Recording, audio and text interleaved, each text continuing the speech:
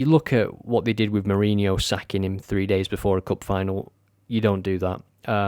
Whatever is going on with the egos of Daniel Levy and Mourinho at that time, if you really want success for Tottenham, you don't sack Mourinho before a cup final. You just don't. What was it? Ryan Mason's second ever managerial appearance, first one at Wembley. What were they thinking? Seriously, that massively backfired. They sacked Pochettino at the first sort of hurdle, and this is a guy that had got them into the Champions League consistently, got them to a Champions League final. Again, what are you doing? They're just not making decisions like a serious club, and I think that's sort of what Antonio Conte is getting at. He was quick to tell people there was a lot of work to be done when he first came in, even because his name brings expectation. He's got that weight about him because of what he's done in the past. If he's backed, he delivers, he performs. But he was quick when he came into Spurs, even after a decent start, just to sort of say, still a lot of work to be done here. And I think he was alluding towards the summer, when he said it last season before the World Cup.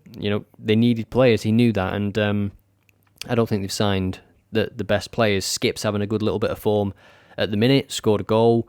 But would he be the starting central midfielder if they had all the players that they wanted?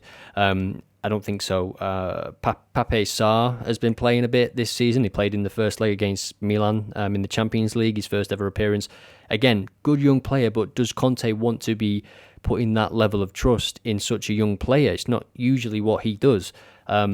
The wing-backs still not amazing. It's just not feeling like a Conte team because he's not been backed. He's not been able to get the players in. He's had a lot of issues off the pitch, which is why I'm cautious to blame all the performances on him, to be honest. He's going through a lot, and he's come back this time, and, with his comments after the game, he's probably just thought, fuck it, I don't care anymore. I care about the club, but I don't care about hurting the feelings of Daniel Levy above me because he's making my job difficult. I think that's the position that Conte's in. His job's being made much more difficult by the club, by his employer. And I think he'll leave. Ultimately, I think he'll leave. I think there'll be a big push to get Pochettino in. You can see it already on Twitter this morning. Melissa Reddy reminding people of the job that Pochettino did without funds, moving to a new stadium. And Pochettino was unfairly sacked, definitely. I'm surprised that he's not had a job yet.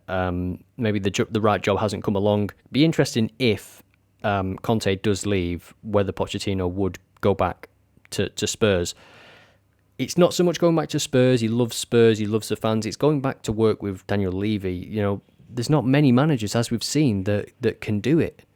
And nobody can be successful with him. You get to a point where you have to say it's the ownership. You can hire all these amazing managers, but if they're not being backed or you're not fully giving the managers the control of the club in terms of certain elements, transfers and whatnot, or just backing them in general, or not allowing him to sell players to make money to buy players that he wants, which I'm sure Conte would have wanted to do with some players.